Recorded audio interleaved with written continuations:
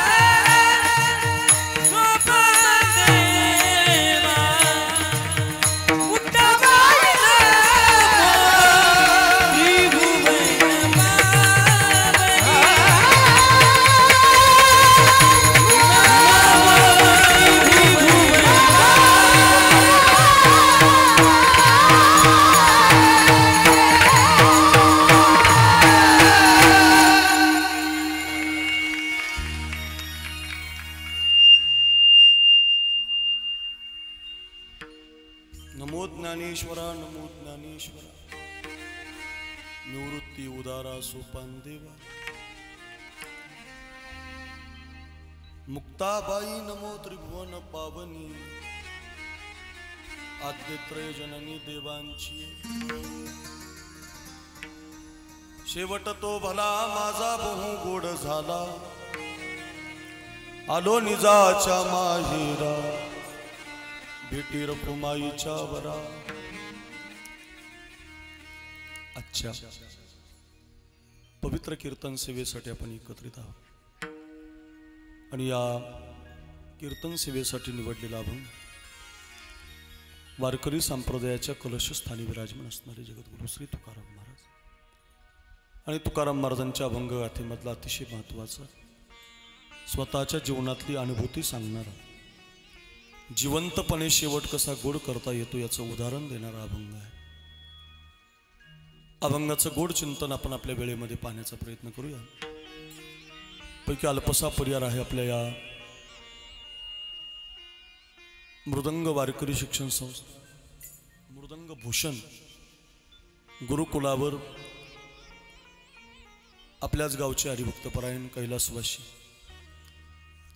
काशीनाथ हरी गवळी यांच्या प्रथम पुण्यस्मरणाच्या निमित्तानं तानाजी गवळी त्यांचे चिरंजीव आहे, नंदू गवळी पुतण्या आहे, चंद्रभागा टिळे बहीण आहे, जिजाबाई गवळी भाऊजई आहेत, मंदाबाई टिळे मुलगी आहे, पुष्पा उकारडे मुलगी आहे, शकुंतला गोडसे मुलगी आहे, लंकाबाई टिळे पुतणी आहे, फशाबाई कोकणे पुतणी आहे, लक्ष्मी गवळी सून आहे, कल्पना गवळी सून आहे, संतोष गवळी, रमेश गवळी आणि सार्थक गवळी आणि श्लोक गवळी नातू आहे. या समस्त गवळी परिवाराच्या वतीने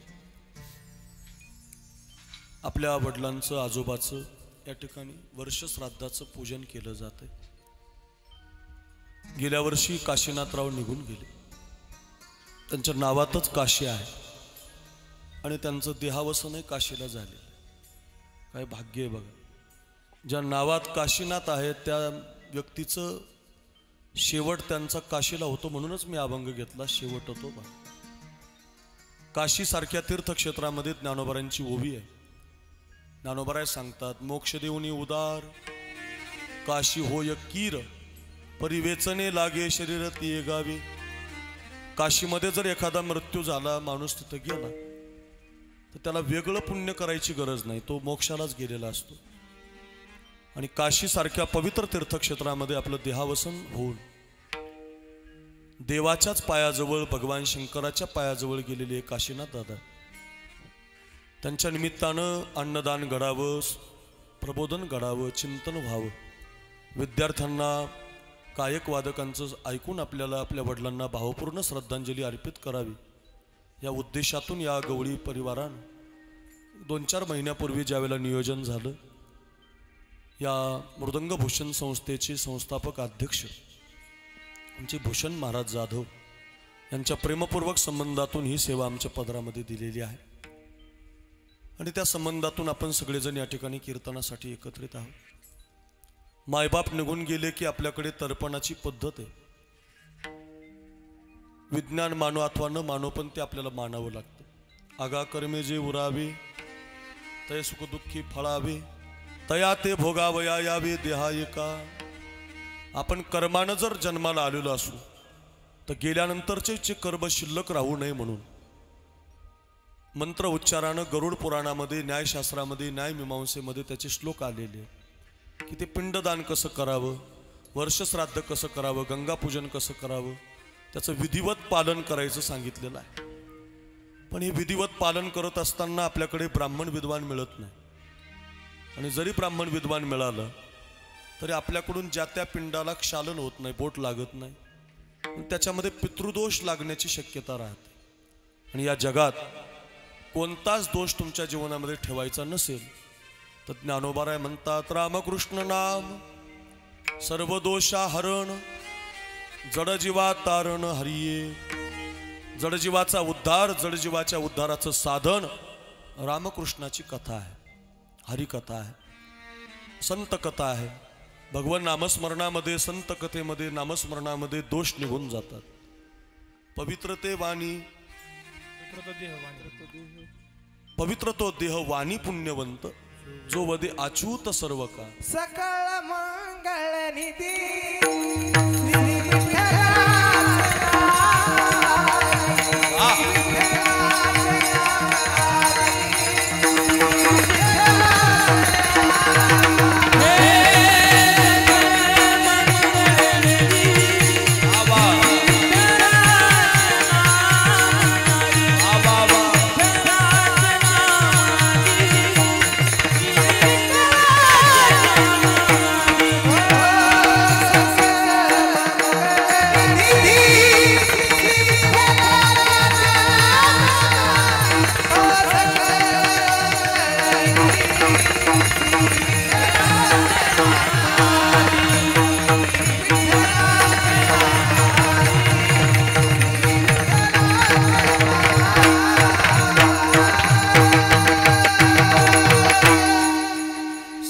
मंगळ निधी श्री विठ्ठलाचे नामाधी आरंभी आवडे आदरे आले नाम तिने सकळ सिद्धी जगी झाली पूर्ण काम. किती प्रमाण आहे. भगवंताच्या नामानं मंगळ भगवंताच्या नामस्मरणानं दोष निघून जातात.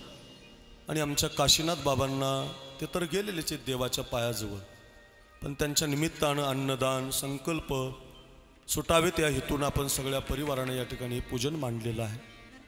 आणि वर्षश्राद्धाचं पूजन करत असताना खूप दिवसापूर्वी भूषण महाराजांनी तारीख माझ्या डायरीमध्ये लिहून दिली आणि त्याला अनुसरून आज आपण या ठिकाणी एकत्रित आहोत. कीर्तन साथीला उभ्या महाराष्ट्राचे लोकप्रिय गायक, आवाजाचा बादशाह म्हणून ओळखले जाणारे ओंकार महाराज जगताप. जोरात टाळी वाजवा. मोठा आवाज आहे, उंच आवाज आहे. तो कितीही उंच जाऊ द्या कानाला गोड लागतो. एखाद्याचा फाटतो चिरकतो पण त्यांचा फाटत नाही. सिंथसायझर संपून गेलं पण त्यांचा आवाज काही उंच जायचा संपला नाही. इतका उंच आवाज ज्यांना मिळालेला आहे ओंकार महाराज जगतापांना माझं वंदन. दुसरे महाराष्ट्राची गानकोकिळा ज्यांच्या गवळणी, ज्यांची हनुमंतरायची पदं महाराष्ट्रामध्ये प्रसिद्ध झाली. शनिवार असेल, रविवार असेल, सोमवार असेल, प्रत्येकाच्या स्टेटसला ज्यांचा आवाज घुमतोय असे आमचे कैलास महाराज पवार, त्यांचंही मोठं नाव आहे. ते पण योगायोगानं मिळालेले आहे. रात्री आमचं कीर्तन होतं निफाड तालुक्यामध्ये. मोठा कार्यक्रम होता त्या भागात. सगळी मंडळी होती. भूषण महाराज वाजवायला, दोघेजणं गायला. फार लोकांनी कौतुक केलं कैलास महाराजांचं, ओंकार महाराजांचं. दोघांनाही माझं वंदन आहे. तदनंतर दोनही मृदंगाचार्य ओंकार महाराज कागदे आमच्या बीड जिल्ह्याचं भूषण आहेत. फार तयार वाजवतात. टॉप 10 मधले जे वादक आहेत त्याच्यातली ही वादकाची यादीच आहे. त्याच्यामध्ये दिनेश महाराज काय, ओंकार महाराज काय, भूषण महाराज काय ही नावं गाजलेली आहेत. त्याच्यामध्ये ओंकार महाराज कागदे महाराजांना माझं वंदन. आंघोळ करावी लागेल त्यांना. आता इतका घाम आला त्यांना. काय वाजवलं महाराज. एवढ्या तुफान गरमीमध्ये एवढा जर बुलेट ट्रेनसारखा पखवाज पळतो म्हणजे काय सामान्य वादक आहे का हा. त्यांना माझं वंदन. समोरून आमचे दिनेश महाराज मोजाड ज्यांचा हातच गोड आहे. तबलाही वाजवतात, पखवाजही वाजवतात. एखाद्याला तबला येतो तर पखवाज येत नाही, एखाद्याला पखवाज येतो तर तबला येत नाही. पण तेवढ्याच क्वालिटीचा पखवाज आणि तेवढ्याच क्वालिटीचा तबला फक्त दिनेश महाराजांना येतो. अगदी गोड आहे. आमचे भरपूर कीर्तनं त्यांनी वाजवलेली आहेत. मृदुता आहे हातामध्ये. जे लागतं ते देण्याची ताकद आहे. दिनेश महाराजांनाही वंदन. तदनंतर बसलेल्यापैकी गणेश महाराज आमचे पंढरी महाराज आहेत. त्यांनी या भागामध्ये भरपूर नियोजनं केलेली आहेत. पंढरी महाराज सहाने. दिसायला मूर्ती लहान आहे पण कीर्ती महान आहे त्यांची. या भागामध्ये अनंत गावाला वारकरी संप्रदायाचा ध्वज त्यांनी उभा केलेला आहे. माझीही कीर्तनं कायम घेत असतात. पंढरी महाराजांना वंदन. आमचे गणेश महाराज आहे सारथी, त्यांना वंदन. आपण या मृदंगभूषण या संस्थेतली ही छोटी मोठी बालगोपाळ मंडळी यावर्षी आता पहिल्यांदाच, हे पहिलंच वर्ष ना, त्यामुळे पुढच्या वर्षी इथं 200 विद्यार्थी राहतील. कारण पखवाजा तयार आहे, वादक तयार आहे. आमचे मृदंगभूषण आणि त्यांचं नावच भूषण महाराज आहे. गोडवा आहे, हसण्यामध्ये गोडवा आहे, दिसण्यामध्ये गोडवा आहे, वाजवण्यातही गोडवा आहे. असे आमचे भूषण महाराज माझे जिवलग मित्र आहेत. त्यांनाही माझं वंदन. त्यांच्या संस्थेतली ही छोटी मोठी बालगोपाळ साधक मंडळी टाळकऱ्यांना वंदन. आपल्या कार्यक्रमाला आज एक विशेष साथ जी सिंथसायझरची आहे. आपण जसं बोलू तसा आवाज ते त्याच्यातून काढतात, आपल्याला रंग भरवतात. पूर्वी पेटीची साथ असायची, आता सिंथसायझर जरा थोडं त्या प्रमाणात वाढलेलं आहे. त्यामुळे आमचे योगेश महाराज सायखेडेकर गोड वाणी आहे. त्यांच्या आवाजातून कविता वगैरे फार गोड आहेत. त्यांचं गाणंही गोड आहे आणि हातात ते सिंथसायझर मस्त बसलेलं आहे. त्यांनाही माझं वंदन. तदनंतर बसलेल्यापैकी काही महाराज मंडळी असतील. दोनही चोपदार आमचे सानप महाराज विनेकरी, फार सुंदर विनेकरी आहे. 2 चोपदार आहेत, ते पण सुंदर आहेत. आपण सगळी माता मावल्या पुरुष वर्ग व सगळ्या या परिवाराच्या दुःखामध्ये सहभागी झालेली सगळे सोयरे, पै पाहुणे, आपतेष्ट मित्र परिवार सगळ्यांना वंदन. आमच्या कार्यक्रमाला इतका सुंदर कार्यक्रम करायचा, एवढे गायक वादक बोलवायचे म्हटल्यावर महाराष्ट्रात एकाच साऊंडचं नाव घेतलं जातं, ते म्हणजे जय अंबिका आमचा सुनील भाऊ. बरं का, आळंदीला मोठा कार्यक्रम यावर्षी आम्ही केला.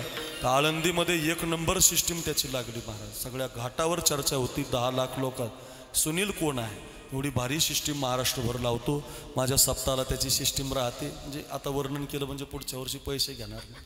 असं आमचा सुनील आहे, फार सुंदर लावतो आणि महाराष्ट्रभर त्याचं नाव आहे. या भागात तर मग दिनेश महाराज काय, भूषण महाराज काय, या भागात जेवढे मोठे मोठे सप्ताह आहेत त्याला साऊंड लावण्याचं काम आमच्या सुनील दादाचं आहे. त्यांची सगळी मित्रपरिवार शूटिंग करणारे. मी मराठी का, मराठी कीर्तन सेवा, चांगलं चॅनल तुमचं. मागं एक व्हिडिओ माझा त्याच्यावर प्रसारित झाला. 1-2 कोटी लोकांनी पाहिला, मी पाहिलं. चांगलं तुमचं नाव आहे, प्रसारित झालेले आमचे मराठी कीर्तन यूट्यूब चॅनल बरं का, त्याला सबस्क्राईब करा. त्यांचे ते फॉलोअर्स काय असतात ते वाढवा, म्हणजे ते त्यांच्या त्या बेल आयकॉनला क्लिक करा, म्हणजे त्यांचे ते वाढत राहतील. आपल्याकडून जास्त पैसे घेणार नाही, म्हणजे त्यांना पैसे येतील असा त्याचा अर्थ असतो. म्हणून त्यांनाही सहकार्य करा. पुन्हा मंडप आहे, फार छान मंडप लावला. वा वा वा भाऊ, तुम्हाला गोकुळ भाऊंनाही वंदन. मंडप डेकोरेशन अगदी सुंदर आहे. आपण सर्व माता मावल्या पुरुष वर्ग, आमची बहीण आहे वृषाली नावाची, ते आमचे दाजी पण आलेले. दोघांचा आज लग्नाचा वाढदिवस आहे. बरं वाटलं मला माहिती नव्हतं तुम्ही येणार आहेत म्हणून. वृषाली आमच्या सगळ्यांचीच बहीण आहे आणि दोघांनाही धन्यवाद, तुम्हाला दोघांनाही शुभेच्छा आहे. आपण सगळे बसलेली भाविक मंडळी, मातृवर्ग, पितृवर्ग, तरुण वर्ग, सगळ्यांना कोटी कोटी वंदन करतो. एखाद्याचं नाव राहिलं तर माफी मागतो, पण अभंगाला कीर्तनाला सुरुवात करतो. थोडंसं आपल्याला यायला लेट झाल्यामुळे आपण 10:30ला सुरू झालो. 12:30 वाजता आपण थांबूया. फक्त सर्वांगाचे कान करून ऐका. विठाला विठाला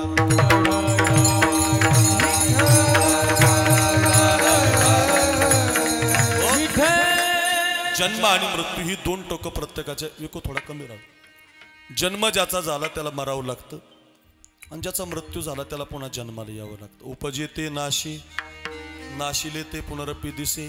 हे घटिका यंत्र जैसे परिभ्रमेगा. किती जन्म झाला फेरा, गणित नाही जी दातारा. पडिलो आवर्ती भोवरा, बहु थोरा ओळसिया गे. जन्म म्हटलं की मृत्यू आहे, आणि ज्याचा मृत्यू झाला त्याला पुन्हा जन्म आहे. बरं का, खरंच सांग. जन्म म्हणजे पाण्याचा हंडा भरायचा आहे, रिकामा करायसाठीच भरायचा. रिकामा कशासाठी करायचा म्हटले, पुन्हा भरायला करायचं. तसंच आहे, जन्म झाला की मृत्यू आहे. पुनरपी जननम पुनरपी मरणम यह संसारी खलु दुस्तरे. फार सुंदर श्लोक आहेत भागवतात. काय की जन्म झाला की मृत्यू आहे, आणि मृत्यू झाला की पुन्हा जन्म आहे. मात्र जन्म मृत्यूच्या मधलं जे आयुष्य नावाचं आपलं मिळालेलं साधन आहे, हे बर्बाद करू नका. आयुष्याच्या साधने सच्चिदानंद पदवी घेणे, जिवंतपणे सच्चिदानंद व्हायचं, याला शेवट गोड करणं म्हणतात. दुसरं काही नाही. जिवंतपणे भजन करता करता देवरूप होणं, याला सच्चिदानंद पदवी मिळणं म्हणतात. भक्ती करावी, उपकार करावा, आणि मिळालेला काळ भगवत चिंतनामध्ये घालवावा. वरचा काळ यायच्या आधी आपला काळ हरिभजनामध्ये गेला पाहिजे. म्हणून आहे बघा, हरिभजनाविन काळ घालवू नको रे.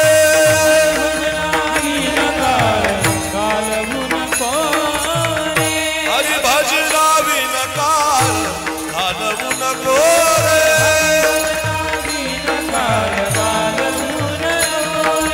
चोरीच्या सापा भिवून बाबा, चोरीच्या सापा भिवून बाबा.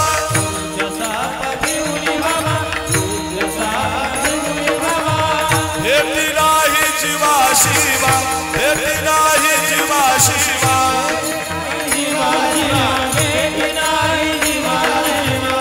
अंतरीचा ज्ञान दिवा घालवू नको रे. अंतरीचा ज्ञान दिवा घालवू नको रे.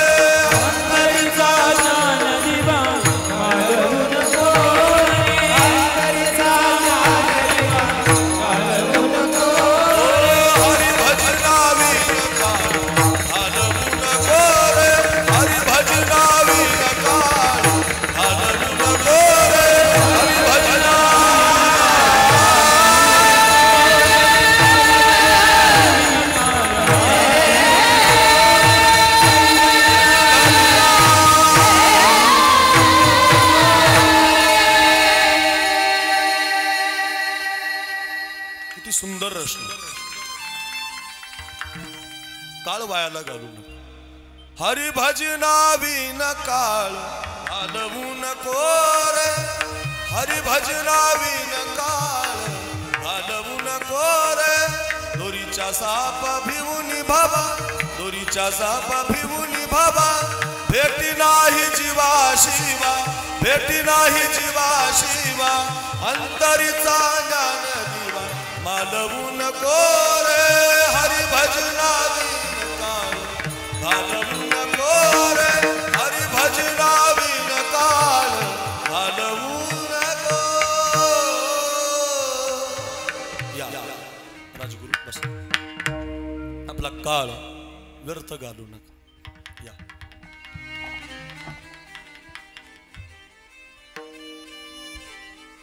वरचा काळ आपल्यासाठी टपलेला आहे बरं. तुम्ही गरीब काय श्रीमंत काय, तुमचं वय झालेलं आहे का, तुम्ही तरुण आहात का, तुम्ही नेमकंच जन्माला आलात का, असा काळ विचार करत नाही. कैलास महाराज लय गाजला, ओंकार महाराजाचा आवाज लय उंच जातो, साखरे महाराजाला 2-2 असं काळ थांबत नाही.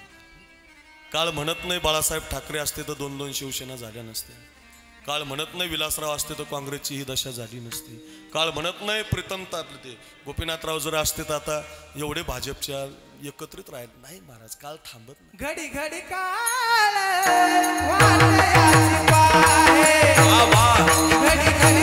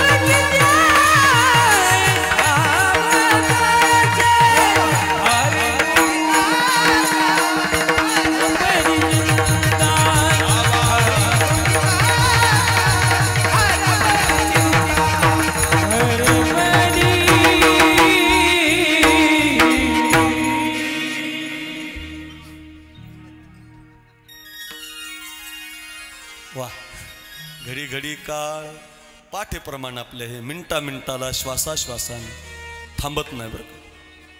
दिन 4 घडी का जीना दुनिया मुसाफिर खान. कितीतरी पद आहेत बघ. कही लाख करोडो आये कई कोटी खत्म करा बस यही चला गाना दुनिया है मुसाफिर खाना. राजा महाराजा आए यहाँ कोई रहन न पाए भई दे हुआ परवाना दुनिया है मुसाफिर खाना. ये तेनाई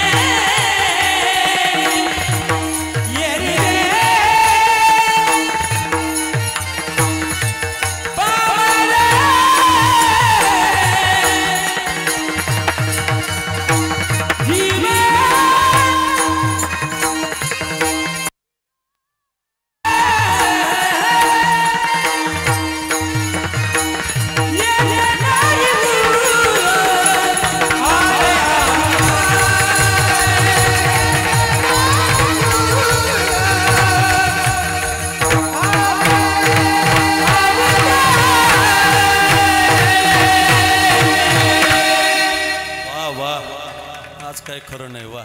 येते नाही उरवाले अवतार कैलास महाराज. ही सगळी प्रमाणं सगळी शब्द याच्यासाठी की काळ कधी थांबत नाही. त्या पद्मपुराणात एक कथा आलेली. आपल्या संतांनी पुराण वाचायला सांगितले आपल्याला. पहावे पुराणी विचारू. पुराणात कथा आली फार सुंदर आहे. एकदा काय झालं म्हणे, देवांची सभा भरली देवांनी. आता सभेचे दिवस आलेत बघा. आता 1-2 महिन्यांनी तुम्हाला सभा भरायला दिसते. हात जोडतील तुम्हाला, सगळे जोडतील. जे कधी तुमच्या पाया पडले नाही तो सुद्धा हात जोड. आम्हाला द्या, आम्हाला द्या, मतदान करा म्हणतील. सभा आता जवळ आल्या. सभेच्या वेळेला आपल्या नाशिक जिल्ह्यात राजगुरू बारगाव पिंपरीचे आमचे 2 बंधू आले. आपण पाहतो की नाही, राजगुरू सभेला गर्दी राहते. लाखांनी लोक गोळा होतात. एखादा बोलायला स्पेशल माणूस आणलेला असतो, ते गर्दी राहते. तसं आज आता आपण इथं या काशीनाथ बाबांना श्रद्धांजली अर्पण करायला आलं. सगळ्या प्रकारची आपण गर्दी केली. मग कुणाची वाहन आता रोडला, आपण कुणाची 2 व्हीलर, कुणाची 4 व्हीलर, कुणाची ब्रेझा, कुणाची स्कॉर्पिओ, कुणाची इनोवा, कुणाची, प्रत्येकाची गाडी भिन्न भिन्न आहे. वेगवेगळी XV आहे आपण तिथं लावलेली आहे. जसं आपण इथं कीर्तनाला बसलो तो ओंकार महाराज, तसं सगळेजण गाड्या पार्किंगमध्ये आहे. तसं देवांची सभा भरल्यामुळं देवांची वाहनं एकत्रित आहे. गणपती बाप्पाचं उंदीर, शंकराचं नंदीबैल, भगवान विष्णूचं गरुड, देवाची वाहनं तुम्हाला माहीत. त्याच्यामध्ये एक कबूतर नावाचा पक्षी आला होता. कबूतर जे वाहन आहे ते कामदेवाच्या पत्नीचं रतीचं वाहन. एक जणांना मला कीर्तनात कमेंटवर विचारलेलं आहे खाली, महाराज हे वाहन कशाचं. म्हणून आता सांगतो. लोक विचारतात, यूट्यूबला कमेंट टाकतात, कबूतर वाहन कोणाचं. ऐका, हे कामदेवाची जी पत्नी रती तिचं वाहन आहे. जसं आपण एखाद्या वेळेला आपल्या बायकोला स्कूटी घेऊन देतो की नाही, आपल्याला कामं असतात म्हणते ती नाशिक शहरामध्ये जाऊन काम करील बुवा तिचं, त्यामुळे स्कूटी घेऊन दिलेली असते. तसं कामदेवाची पत्नीचं वाहन होतं. आणि एखाद्या वेळेला आपल्याला लागली तर आपणही स्कूटी घेऊन जातो. तसं त्या कामदेवानं ते वाहन आणलं होतं त्या दिवशी. आणि ते कबूतर पण आलं होतं. भगवान सगळे जमले होते, सगळे देव, सगळ्या प्रकारचे भगवान. कबुतरानं विचार केला, दिनेश महाराज, सुनील दादा, आज चांगला दिवस आहे. म्हटलं आज आपल्याला ब्रह्मदेवाचं दर्शन घ्यायला ब्रह्मलोकात जाण्याची गरज नाही, शंकराचं दर्शन घ्यायला कैलासात जाण्याची गरज नाही, विष्णूचं दर्शन घ्यायला वैकुंठात जाण्याची गरज नाही. आज सगळे देवसभेच्या निमित्तानं इथं आलेत. एक काम करू म्हटलं, माझ्याकडे लक्ष देऊन ऐका एवढं उदाहरण. दरवाजाच्या वरच्या कोपऱ्याला बसूया आणि नजरेनं जो देव आतमध्ये जाईल त्याचं दर्शन घेऊया. सत्यसंकल्पाचा दाता नारायण, सर्व करी पूर्ण मनोरथ, न लगती सायास जावे वनांतरा, सुखे येतो घरा नारायण. वरच्या दरवाजाला कबूतर बसला. माझ्याकडे बघा, जो देव आतमध्ये जाईल त्याचं दर्शन नजरेनं घ्यायला लागला. भगवान विष्णू गेले, घेतलं दर्शन. शंकर गेले, घेतलं दर्शन. ब्रह्मदेव गेले, अग्निदेव. 33 कोटी प्रकारचे देव आहेत आपल्या धर्मशास्त्रात. 33 कोटी देव चामुंडा, 8 कोटी भैरवरी प्रमाण आहेत. चला, असे सगळ्या देवाची दर्शनं घडली आपली 11:15 वाजायला लागल्यामुळं. आणि सगळ्या देवाची दर्शनं झाल्यामुळं कबूतर आनंदी होत होतं. पण सगळ्यात शेवटी यमराज आले. यमराज म्हणजे काळ, आणि काळ म्हणजे माणूस घाबरतो. एखादी गाडी कट मारून गेली की म्हणतो दमानी जाऊ द्या, अर्धा तास लेट हो, दमानी जाऊ बाबा, 11ला चालू करू आपण, गडबड नाही. का? माणूस काळाला घाबरतो. मृत्यू आला की घाबरतो. सगळ्यात जास्त सगळी माणसं घाबरतात काळाला, मृत्यूला. तसं तो यमराज आला. आणि जसं काळाला येताना पाहिलं कबुतरानं, माझ्याकडे लक्ष द्या, कबुतरानं विचार केला योगेश बाबा की नक्की आता 33 कोटी प्रकारच्या देवाची दर्शनं मला घडली, या काळानं माझ्याकडे पाहू नये म्हणजे माझं कल्याण झालं. कारण मला कोणी पाहिलं नाही, कोणी मला टोकलं नाही, कोणाचं माझ्याकडे लक्ष गेलं नाही, यांनी माझ्याकडे पाहू नये म्हणजे माझं कल्याण झालं, असं त्याच्या मनात आलं. पण जे घडायला नको होतं ते घडलं. नेमकं यमराजाचा पायात पाय अडखळला आणि त्यांनी वर पाहिलं. जसं वर पाहिलं तसं कबुतराचं कपाळ पाहिलं आणि ते आतमध्येच गेलं नाही. ते यमराज नुसतं त्याच्याकडेच पाहिलं. बरं, नुसतं दिनेश बाबा 10 मिनिटं नाही पाहिलं, अर्धा तास पाहिलं. बरं, जोरात जोरात हसायला लागले त्याच्याकडे पाहून. गेले आतमध्ये सभेला. कबूतर बर्फ झालं, थंड झालं, बाबरलं, घाबरलं. त्याला वाटलं राव माझ्या कपाळाकडे पाहून हे हसतात म्हणजे मी इथंच मारणार, माझा मृत्यू नक्की इथंच आहे, मला वाचवा त्राहे माम. पण जायचं कुणाकडे आता? म्हणून ते कबूतर आहे ना गरुडाच्या आश्रयाला गेलं. गरुड हे देवाचं वाहन आहे. गरुड महाराज मला वाचवा. झालं काय? वरच्या दरवाजाला बसलो होतो, म्हणजे कोणी टोकलं नाही, कोणी पाहिलं नाही. सगळ्यात शेवटी ते यमराज आले आणि माझ्या कपाळाकडे पाहून खदा खदा हसले. 100% ते मला इथं मारतात, मला वाचवा. गरुड महाराज म्हटलं एवढा कशाला घाबरतो रे, मी आहे ना, बस माझ्या पाठीवर. गरुडानं त्या कबुतराला पाठीवर बसवलं. गरुडानं उड्डाण केलं. 1 तासात 1,00,000 किलोमीटर अंतर कापणारा गरुड आहे. आता शाळेत जाणाऱ्या वैज्ञानिक पोरांना पटणार नाही, पण पुराणातली कथा आहे. 1 तासात 1,00,000 किलोमीटर अंतर कापतं गरुड. याची आपल्याला लई गरज आहे, पण कोणी देणार नाही आपल्याला. आपण असंच बोंबलत फिरायचं. ते ओरिजिनल गरुड देवाचं वाहन. काय भाग्य देवाचं महाराज दिनेश महाराज. 1 तासात सुनीलला लय गरज आहे त्याची, एवढं सामान 1 मिनिटात घेऊन जाईल. आता सगळ्यालाच गरज आपल्याला. वामाला काय, तुम्हाला काय, दिनेश महाराजाला काय, कैलासला काय, पण आता आपल्याला कोण देईल महाराज. काय भाग्य देवाचं. 1 तासात 1,00,000 किलोमीटर धावतं गरुड. 1,00,000 किलोमीटर अंतर कापलं. एक मोठं पाण्याचं सरोवर पाहिलं. एक उंच वडाचं झाड पाहिलं अरण्यात. माझ्याकडे बघा, वडाच्या झाडाच्या मधल्या बुंथ्याला अशा सुरक्षित कबुतराला एका कोप्यामध्ये ठेवलं. काळजी करू नको म्हटले. प्यायला पाणी आहे, बसायला सावली आहे, खायला फळं आहेत, टेन्शनच घेऊ नको, अजिबात काळजी करू नको. 1,00,000 किलोमीटर इथून मारणार आहे. यमराजा किती लांब आहे? 1,00,000 किलोमीटर. काळे इथून टेन्शन घेऊ नको. सभा संपली की परत तुला न्यायला येतो. टेन्शनच मुक्त ठेवलं. आणि मग तोपर्यंत गरुडाने उड्डाण केलं. सभेला आले तोपर्यंत देवाची सभा संपली होती. जो तो आपापल्या मार्गाने चालला होता. रामराम सगळे करत होते. आणि तेवढ्यात त्या गरुडाचा आणि यमराजाचाच रामराम झाला. म्हटले रामराम. म्हटले तुम्ही त्या कबुतराकडे पाहून असले. म्हटले हो. म्हटले तुम्ही त्याच्याकडे पाहून असले, ते थंड झालं, बर्फ झालं, घाबरलं बाबरलं, तुम्ही त्याच्याकडे पाहून का असले? यमराजानं दिलेलं उत्तर ऐका. यमराज महाराज म्हटले काय बरं का, पाहायचं नव्हतंच, पण ते माझा पायात पाय अडखळला आणि सहजच माझी नजर वर गेली. तर कबुतराच्या कपाळावर मी पाहिलं, वाचलं, तर इथून 1,00,000 किलोमीटर एक अरण्य आहे. त्या अरण्यामध्ये एक पाण्याचं सरोवर आहे. त्या पाण्याच्या सरोवरासमोर एक वडाचं झाड आहे. आणि वडाच्या झाडाच्या मधल्या बुंथ्याला 1 तासानं कबुतराच्या कपाळावर मला मृत्यू लिहिलेला दिसला. आणि मला हसू आलं. म्हटले एवढ्या लांबच्या अरण्यात हा कबूतर किती उड्डाणं केले म्हणजे जाईल, किती ताकद लावली म्हणजे हा कबूतर इतक्या लांबच्या अरण्यात जाईल, त्या झाडावर बसल आणि मग याचा मृत्यू होईल. म्हणून मला हसू आलं की हा कबूतर काळाच्या तडाख्यातून वाचला. हसू कशाचं आलं? हा कबूतर काळाच्या तडाख्यातून वाचला. गरुड महाराजाची मेमरी 5G होती. काहीला कळालं, काहीला जरा थोड्या वेळानं कळलं. फास्ट होती मेमरी त्यांची, एकदम शार्प मेमरी. एवढं फास्ट उड्डाण केलं गरुडानं. आणि तिथं जाऊन पाहतात तर गरुड, ते कबूतर मरून पडलेला होता. आणि मग त्यांच्या लक्षात आलं, वाचला नाही, नेऊन घातला. जे जे लिहिले प्रारब्धी, जे जे लिहिले प्रारब्धी,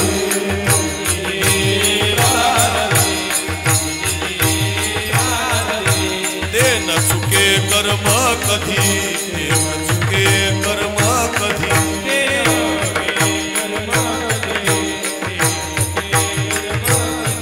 हा होणारा सारखी बुद्धी, होणारा सारखी बुद्धी,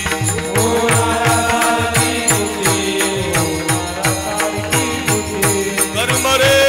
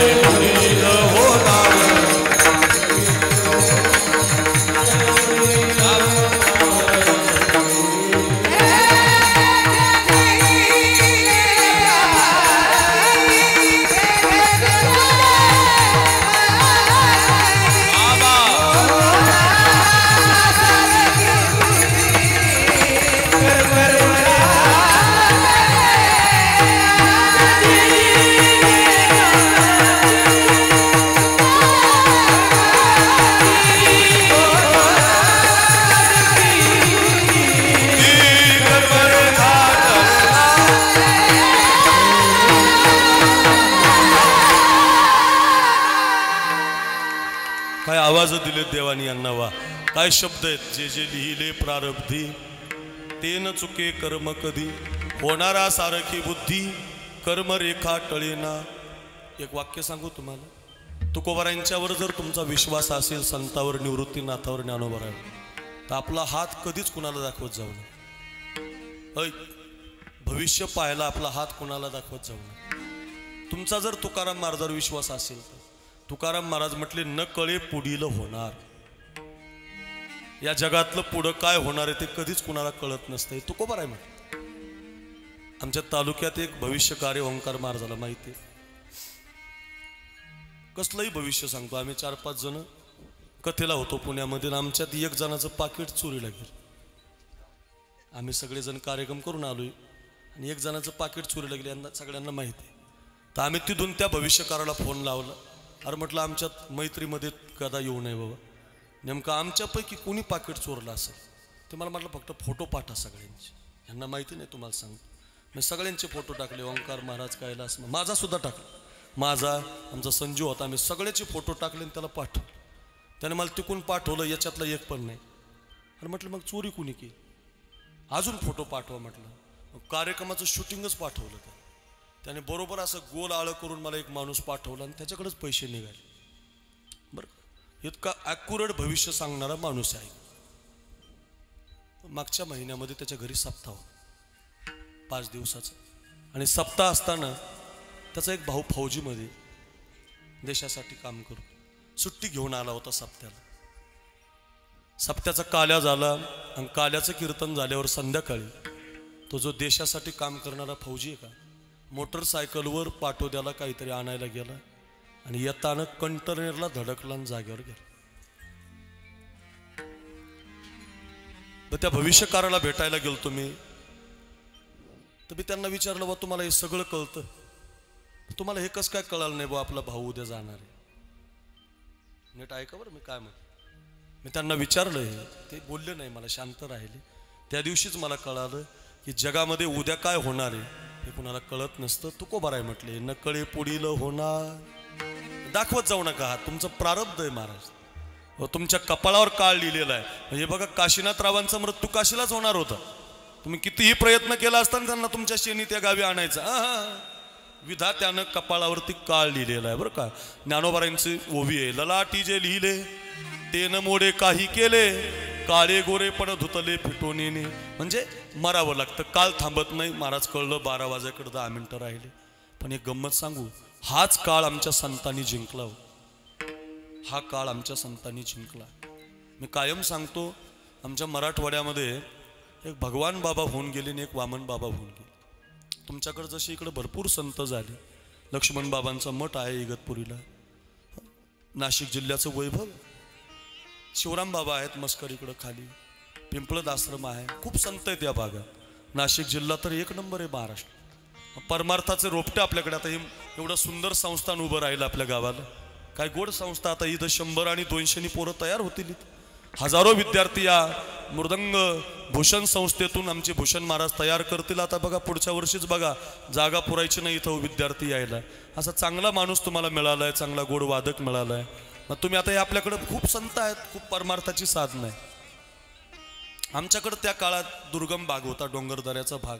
आणि बीड जिल्हा, पाटोदा तालुका, खाली इकडं नगर जिल्हा, या 2-3 जिल्ह्यामध्ये त्या काळामध्ये बकरे पाडायचे लोक, पशु हत्या करायची. भगवान बाबांनी त्या काळात ज्ञानेश्वरीचा प्रचार केला आणि त्या काळातल्या त्या बकऱ्यांना बंद केलं. त्या साधू काय करत असतो, साधू काय असा एका विशिष्ट जातीचा नसतो. ज्या जातीत आलेला असतो त्या जातीलाही पवित्र करतो आणि जगालाही पवित्र करतो. साधूचं काम असं जातीपुरतं नाही आहे. ज्ञानोबारायांनी काय नुसती ब्राह्मणासाठी ज्ञानेश्वरी नाही सांगितली, सगळ्या जगाला सांगितली. तुकाराम महाराजांनी काय गाथा नुसता कुणबी मराठ्यापुरता नाही सांगितला, सगळ्या जगाला सांगितला. सगळे संत सगळ्यांना देत असतात, असा जातीवाद नाहीये त्याचे. आणि ते खूप चांगलं काम केलं ते भगवान बाबांनी. आणि दिनेश महाराज निघून गेले लवकर, कमी वय मिळालं त्यांना. भगवानगड स्थापन केला, लोकांना माळी घातल्या, परमार्थाची रोपटं लावली, लोक व्यसनाच्या बाजूला काढली आणि ते निघून गेले. आणि त्यांच्यानंतर 2 वर्षांनी ते वामन भाऊंना ॲडमिट केलं दवाखान्यामध्ये. ते पण वंजारी समाजाचेच होते, पण मोठे साधू होते. त्या काळात त्यांच्याकडं त्यांनी 1 रुपयाला हात लावला नाही. सिद्धी प्राप्त होती पण घेतली नाही. जे बोलेल ते घडायचं महाराज, जे बोलेल ते. आमच्यासारखं नाही पैसे घेणारे, ओरिजिनल होते. हो, जे बोलेल ते घडायचं एवढी ताकद त्यांच्या होती. वाचस्पती होते ते. आणि त्यांना ॲडमिट केलं आणि 50,000 लोक दवाखान्यासमोर गोळा झाली. आणि तेवढ्याच डॉक्टरांनी घोषित केलं दिनेश महाराज की वामन बाबा सुद्धा गेले. लोक हंबरडा फोडून रडायला लागली. ऐका ऐका, जो काळ कधीच कुणासाठी थांबत नाही. कबुतराच्या कपाळावर लिहिलेला आहे तर मग गरुडाचं माध्यम होतो आणि तिथं नेऊन घालतो. कधी थांबत नाही. काशीला तर काशीला नेतो, तुम्हाला रोडला घेऊन जातो. तुमचा मृत्यू जिथं आहे तिथं तो काळ तुम्हाला पोहोचत करतो. इथं आपण आहोत. पण हाच काळ संतांनी कसा जिंकलाय बघा, या काळावरती कसा विजय मिळवलाय. आणि मग या काळावरती विजय मिळवला की अभंगाचं पहिलं चरण म्हणता येतं, शेवट तो भला माझा बहु गोड झाला. इथं आपल्याला जायचंय. ऐका बरं, वामनभाऊ महाराज गेले असं घोषित झालं. डॉक्टरांनी त्यांची नाडी तपासली. दिनेश महाराज गेले म्हटले. बाबा लोक रडायला लागले. लोक याच्यासाठी रडत होते की भगवान बाबा ज्या तिथीला गेले होते ना, त्याच तिथीला वामनभाऊ गेले. याच्यासाठी लोक रडायला लागली दिनेश महाराज की आता पुढच्या वर्षी भगवान बाबांची पुण्यतिथी करायची भगवान गडावर का वामन भाऊंची पुण्यतिथी करायची गैनीनाथ गडावर. आता काय करायचं. हंबरडा फोडून लोक रडत होती. ते डॉक्टर सांगतात, जिवंत आहेत अजून ते डॉक्टर, 15-20 मिनिटांनी ते गेलेले वामन भाऊ महाराज उठून बसले. हो म्हटले, आजच्या दिवशी माझा भगवान गेलेला आहे, मी जरा 7 दिवसानं जातो. आणि बरोबर 7 दिवसांनीच गेले. म्हणून आजही डायरीमध्ये वाचा, कॅलेंडरला वाचा, भगवान बाबांच्या पुण्यतिथीला सप्ते चालू होतात आणि बरोबर त्याचे काले वामनभाऊ महाराजांच्या पुण्यतिथीला येतात. याचा अर्थ असा आहे, जगाला उडवणारा काळ साधू संतांनी जिंकला आणि मग त्यांना जिवंतपणे म्हणता आलं अभंग.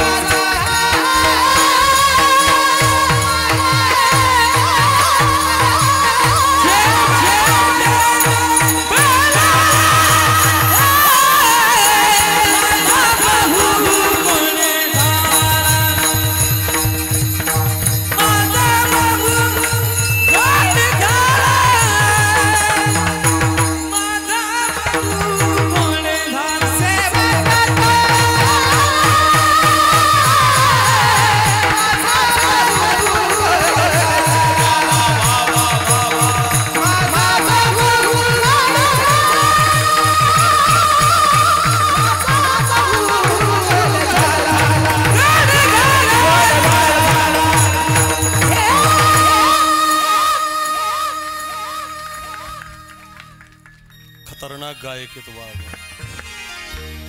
शब्द नाही, दोघ जण शब्द नाही. सध्या महाराष्ट्र गाजवलाय दोघांनी, काही पण द्यायला तयार आहेत लोक. कैलास महाराज पाहिजे, ओंकार महाराज पाहिजे. नाही बंदच झालं, बरेच लोक घरी बसवले. वा वा, आवाजच तेवढे उंच दिलेत महाराज, काय प्रमाण. वा वा, कैलास महाराज फार गोड, फार वा. अभंगाच्या पहिल्या चरणात जिवंत असताना काळाला परत लावलं ज्यांनी ज्यांनी, त्यांना म्हणता येतं शेवट तो भला, माझा बहु गोड झाला.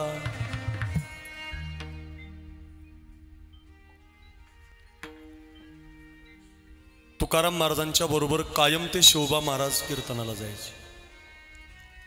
आता हे दिनेश महाराज, ओंकार महाराज, कैलास महाराज, आता खूप नावं झाली यांची, पण ही माझ्या बरोबर असायची बरं दोघं जण. आता वेळ नाही भेटत त्यांना. 200 रुपये द्यायचे मला माहिती आहे. कैलास ना जवळजवळ 3 वर्ष गाडीमध्ये होता माझी. नेमकाच गायन करायला लागला होता. आमच्या जिल्ह्यातला आहे, संभाजीनगरमध्ये. माझ्याबरोबर यायचा कीर्तनाला. 300 रुपये द्यायचे लोक. आता 3000 नाही, 30 जरी दिले तरी वेळ नाही त्यांच्याकडे. काळ बदलला, त्याचं प्रारब्ध बदल. आणि त्याचं कारण काय, त्यांनी सेवा केली महाराज. हे काळ कुणाचाही बदलत नाही, हे प्रयत्न करावे लागतात खूप दिवसाचे. 1000 रुपयाचा सप्ताह करता करता मग 10,000 लोक देत असतात. काय लगेच थोडी देतात. पावले 200 रुपयांनी कीर्तनं केली तेव्हा आता लोक द्यायला लागली पैसे. आणि आता थोडं लोक बीबी आणि निरनिराळी उद्योग वाढली, पैसे वाढले, हवेला जमिनी आल्या, समृद्धी गेला, लोकांकडे पैसे आली म्हणून लोक पैसे देतात. नाही तर पूर्वी पैसेच नव्हते, देतील कुठून तुम्हाला. लोकांचंच भागत नव्हतं. आता लोक थोडं सुखी झाली, थोडे 10-5 रुपये मागं पडायला लागली म्हणून लोक उत्सव करतात. आणि आपला देश हा उत्सव प्रिय आहे. आपल्याला उत्सव केल्याशिवाय करमू शकत नाही. आपल्या घरात, आपल्या आनंदात आपलं दिल्याशिवाय करमू शकत नाही. हो, म्हणून नावं झाली या मंडळीची. फार गोड आवाज आहे. ही मंडळी कीर्तनाला आली म्हणजे काय होतं, यांचं संसाराकडलं लक्ष कमी होतं. बरं खरंच सांगतो तुम्हाला, जो माणूस कीर्तनकार आहे, गायक, वादक आहे, 15-15 आता हे जवळजवळ 20 दिवस झाले घरी गेलेले नाही दोघं जण. तामसवाडीचा 1 सप्ताह, आता दुसरा 1 सप्ताह तिथं चालू आहे. 16 दिवस तरी 20 दिवस तर झाले त्यांना. साहजिक आपल्या व्यवहारात जर आपल्याकडे घराकडे लक्ष देता येत नाही तर ते तुकाराम महाराज होते. आणि तुकाराम महाराजांच्या बरोबर शोभा महाराज म्हटल्यावर त्यांचं कसं लक्ष संसारात लागेल. ते काय आपलं थोडी कीर्तन आहे. हे तुकोबारांचं कीर्तन असायचं आणि त्याला ते शोभा महाराज चाली म्हणायला असेल, ध्रुपद धरायचे, प्रमाण म्हणायचे. म्हणजे ते शोभा महाराज कायम तुकोबारांच्या बरोबर. इथे ओंकार महाराज इथं गायला येतात. तुम्ही चांगले ऐकणारी आहात म्हणून सांगतो, कोणाचा शेवट जिवंतपणे गोड होतो त्याच्यासाठी कथा आहे. आणि मग ते शोभा महाराज कासार ते लोहगावचे होते. पुणे जिल्ह्यामध्ये लोहगाव विमानतळ झालं तिथं. आणि तुकोबारांचं आजूळ येते गाव, तुकाराम महाराजांचं आजूळ गाव आहे, ते मामाचं गाव आहे त्यांच्या. आणि तिथं त्या काळात 9 टाळकरी होते तुकोबारांची. 14 टाळकऱ्यापैकी 9 टाळकरी कुठले, लोहगावचे होते. आता दुर्भाग्य असं आहे तिथं एकही टाळकरी नाही. तुकाराम महाराजांच्या काळात 9 होते, तर आता 900 तरी पाहिजे होते ना. वर्षाला 10 तरी तयार व्हायला पाहिजे होते ना राजगुरू. आणि आता तिथं विमानतळ झालं महाराज. जमिनीला भावा गुंठा 60 लाखाला भेटतो तिथं. गुंठा मंत्री कुठं टाळ वाजत असतो का, तो कुठं गायक होईल. ते नाही राहिलं तिथं. पण त्या काळात खूप भजनी असायची. ते शोभा महाराज कायम तुकोबारांच्या बरोबर चाली म्हणायला. जसं तुकाराम महाराजांचा संसार सुटला तसा त्यांचाही सुटला. त्यांच्या बायकोला वाटलं की आपला नवरा आता नक्की तुकोबाराय झाल्याशिवाय राहत नाही.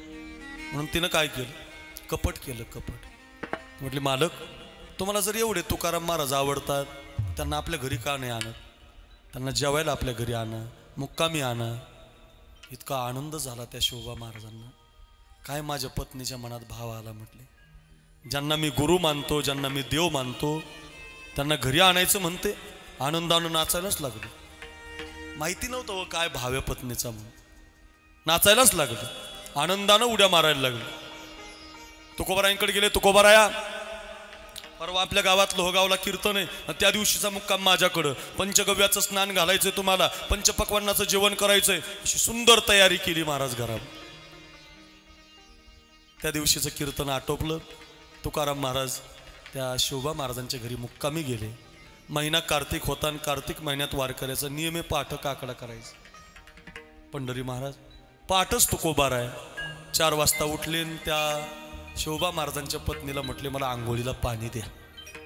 तुकाराम महाराज एका दगडावर एका शिळेवर बसले होते स्नान करायला आणि बाईनं कपट असं केलं माझ्या नवऱ्याला परत कधीच नेऊ नये कीर्तनाला म्हणून.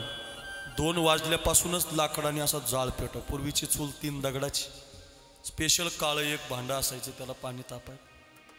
त्या भांड्यावरती चूल लावलेली खालून 3 दगडाची त्याच्या खालून लाकडाचा जाळ. माझ्याकडे बघा दना दना दना दना अग्नी पेटलेला झालेलं. ऐका ओ शेनीतकर, ऐका ऐका गुरुकुल, ऐका परिवार, ऐका भाविक मंडळी. दगड त्याच्यामध्ये पडला तर दगडाचे 2 तुकडे व्हावे एवढं उकळतं पाणी हो, गरम पाणी हो, इतकं कडक पाणी, इतकं कडक पाणी. त्याच्यामध्ये तो दगडाचा खडा पडला तर 2 तुकडे व्हावे एवढं गरम पाणी बाईनं हंड्याचा तसाच उचलला. तुकाराम महाराज म्हणते वहिनी टाका ना पाणी, काकडा करायचा आहे. मागचा पुढचा विचार केला नाही. माझ्या नवऱ्याला परत तुकोबरायांनी बरोबर नेऊ नये म्हणून शोभा महाराज कासारांच्या पत्नीनं तो कडक पाण्याचा हंडा फडक्यानं धरला आणि जसाची तसाच तुकोबरायांच्या अंगावरती ओतून दिला. दगडाचे 2 तुकडे व्हावे. माझ्याकडे बघा दगडाचे 2 तुकडे व्हावे एवढं कडक पाणी तुकोबरायांच्या अंगावर पडलं. अंगाचा दाह झाल्याबरोबर तुकोबरायांनी 2 हात वर केले.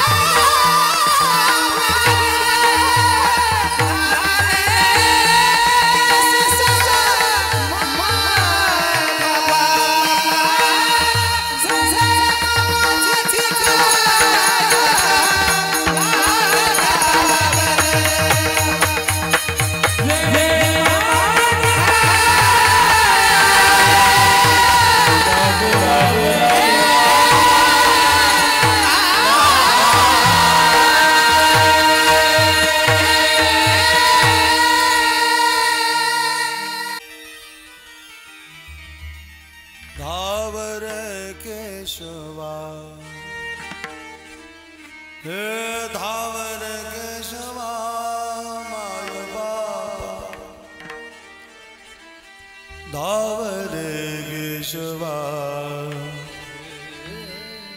धाव रे. हात वर केले, एवढं उकळतं पाणी अंगावरती पडलं. भगवंताला दया आली, बाळ रूप धारण केलं देवाने. तुकोबारायांना आलिंगन दिलं आणि तुकोबारायांच्या अंगाचा सगळा दाह आपल्या अंगावरती घेतला.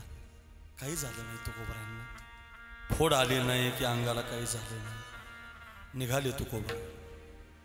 बाईला नवल वाटलं, मी तर उकळतं पाणी टाकलं महाराजांच्या अंगावर, काहीतरी म्हणतील मला, काहीतरी बोलतील मला, माझ्या नवऱ्याला म्हणतील.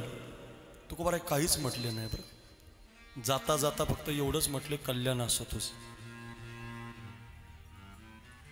सोपं वाटतं तुम्हाला ऐकायला हे?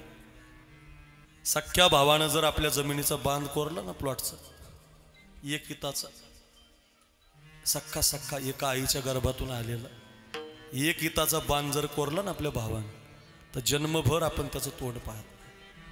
कितीतरी कोर्टामध्ये केस आहेत आपले. इथं उकळतं पाणी टाकलं महाराजांच्या अंगावर, कल्याण असो. तुकाराम महाराज निघून गेले. काळ असा आहे महाराज, कर्म असं आहे, तुम्ही ज्याला त्रास देता ते तुम्हाला एक दिवस फेडावं लागतं.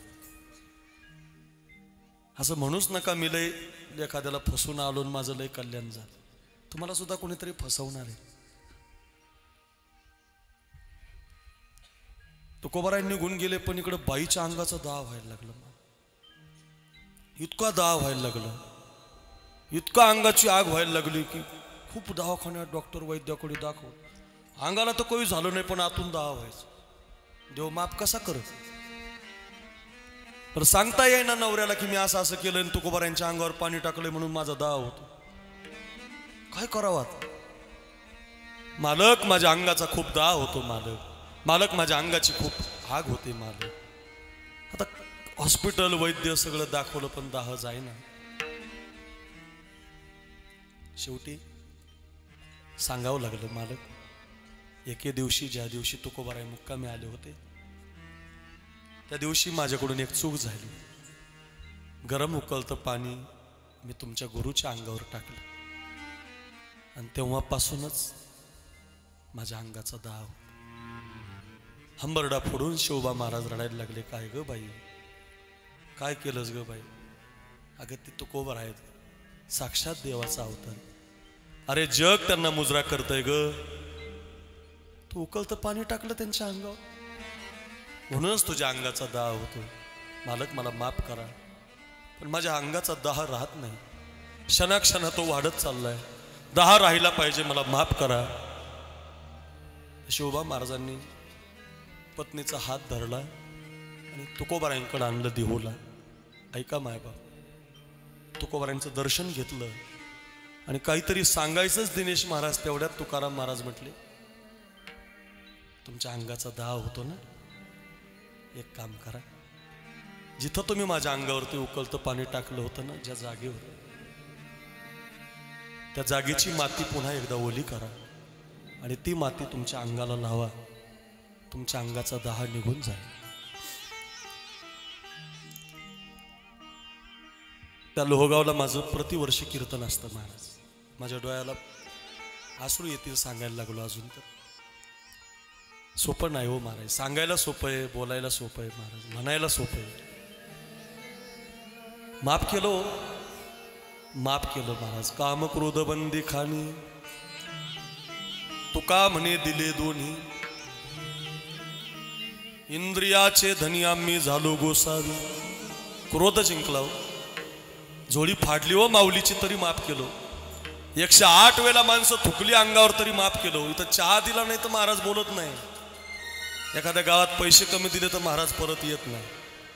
अंगावर थुंकले तरी माफ केलंय, झोळी फाडली तरी माफ केलंय, उकळतं पाणी टाकले तरी माफ केलंय, जिवंतपणे सगळं केलंय. मग म्हणता येतं शेवट तो भला,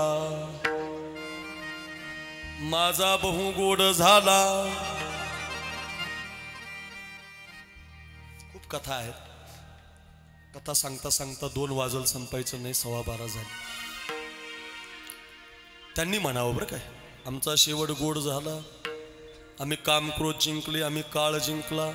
कळी काळावरी घातली मात, त्यांनी म्हणावं शेवट तो भला, माझा बहु गोड झाला. महाराज 12:15 वाजले, कळलं आम्हाला चांगलं कीर्तन सांगताय, काय गोड आवाज आहेत, काय कीर्तन रंगलंय, काय ती संतची साथ आहे. सहजच डोळ्याला पाणी येतं. योगेश महाराज काय तुम्ही वाजवता, माझं मन भरून आलं महाराज, एवढा सुंदर भाव आहे. कळलं महाराज, पण आज शेवट गोड होण्यासाठी तुम्ही कुठलं साधन वापरलं? अभंगाचं दुसरं चरण.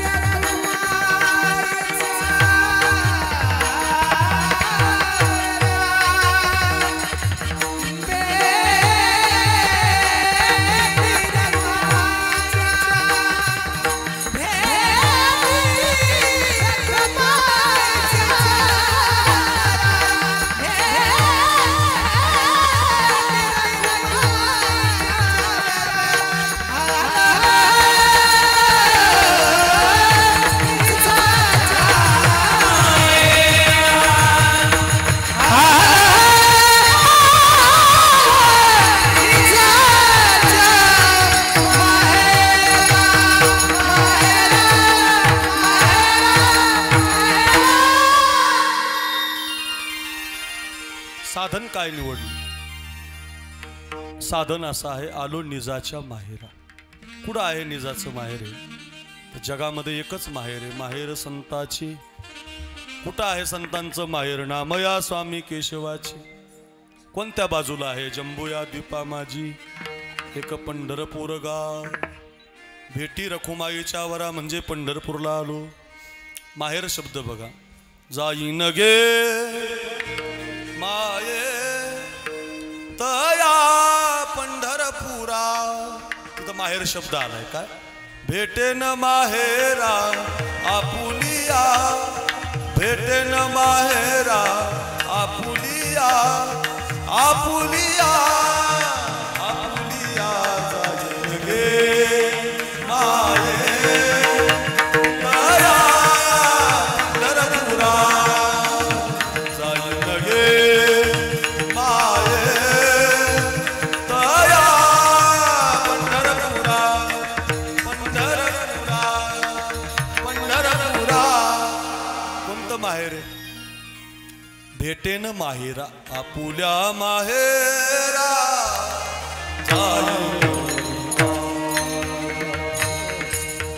आपुल्या माहेरा ओ जाईन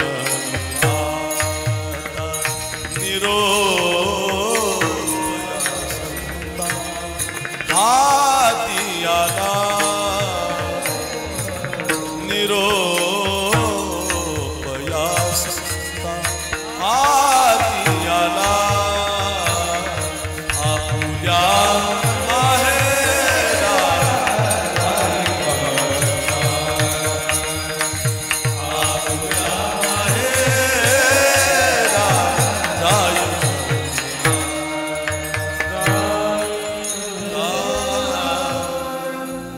कोणतं आहे? पंढरपूर आहे बरं का. अशा पंढरीला गेलो, जिवंत असतानाही वारी रूपानं गेलो, जिवंत असताना भजन करत करत गेलो. आणि मग आता रखुमाईच्या वरा म्हणजे पांडुरंगाला भेट दिली. भेटी रखुमाईच्या वरा जिवंतपणे वारीद्वारे. आणि आता मुक्त झाल्यावर मी तू पण जाऊ दे दुरी एकची घोंगडी पांघरू हरी. तो देव आणि मी वेगळा नाही असं आमचं जीवन झालं. आणि आता परिहार गेला. परिहार म्हणजे आता दुःख राहिलं नाही, सांगायचं आणि बोलायचं उरलंच नाही. मग अवघ्या दुःखाचा मागिल्या तुका म्हणे वाणी. आता वाणी निघून गेली, हो शरीरानं निघून गेलो, पण घेऊ धनी पुन्हा पुन्हा जन्म घेऊ. घेईन मी जन्म याजसाठी देवा, तुझी चरण सेवा साधावया. अभंगाचा धावता भावार्थ पाहिला. एक 5 मिनटं घेणारे तुमचे सिंत लावले. आज हे 2 गायक आहेत. आमच्या 3 जणांची एक क्लिप महाराष्ट्रभर गाजली बापाची. आणि बाप सांगता सांगता ही मंडळी गातात, मी बोलत राहतो, आपण सगळ्यांनी ऐका. खरंच सांगतो, एका काशीनाथरावांच्या वर्ष श्राद्धाला आलात, एक विनंती असेल, 10 किलोमीटरचं अंतर कापून कुणाच्या शेतामध्ये दारे धरणारा बाप विसरू नका. झालंय अभंग सांगितला, एक 5 मिनटं घेतोय तुमची. 8 वर्ष झाले माझ्या वडिलांचं पुण्यस्मरण मी करतो. यावर्षी पण आहे, विशाल महाराजांचं कीर्तन आहे, खोले महाराजांचं. 12/4ला यावर्षी माझ्या वडिलांचं वर्ष श्राद्ध आहे, 8वं पुण्यस्मरण आहे. पुढच्या वर्षी शास्त्री नामदेव शास्त्री बाबांचं कीर्तन आहे. दरवर्षी एक एक कीर्तन मी घेत राहतो, मोठ्या मोठ्या मंडळीला बोलवत राहतो. गेल्या वर्षी शहीद पत्न्यांचे सन्मान केले होते. आमची वृषाली हे सगळे दाजी वगैरे सगळे आलेले होते. शहीद पत्न्या म्हणजे ज्या वीर पत्न्यांनी आपल्या देशासाठी आपले मालकं दिली, कुंकू दिलं, अशांचं स्वागत आम्ही गेल्या वर्षी केलं होतं. यावर्षी जे कीर्तनकार जुने आहेत, ज्यांनी परमार्थाला खूप योगदान दिलेलं आहे, दगडाच्या टाळामधून गायले अभंग, ज्यांनी परमार्थ टिकवला, अशा जुन्या लोकांना सन्मानित करायचं. एक 100-200 महाराजांना, त्यांना एक 5,000 रुपये दक्षिणा, नारळ, कपडे देऊन सन्मानित करायचं आहे. 10 लाख रुपये खर्च आहे. काही हरकत नाही, 10 लाख खर्च केले म्हणजे 20 लाख येतात, माझा अनुभव आहे. असं काही नसतं. तुम्ही हा खर्च केला ना, तुमचा बाप तुम्हाला त्याच्यापेक्षा डबल देतो. मला काळजी करू नका. देव आहे महाराज तो, त्याच्या हातात ते द्यायचं की नाही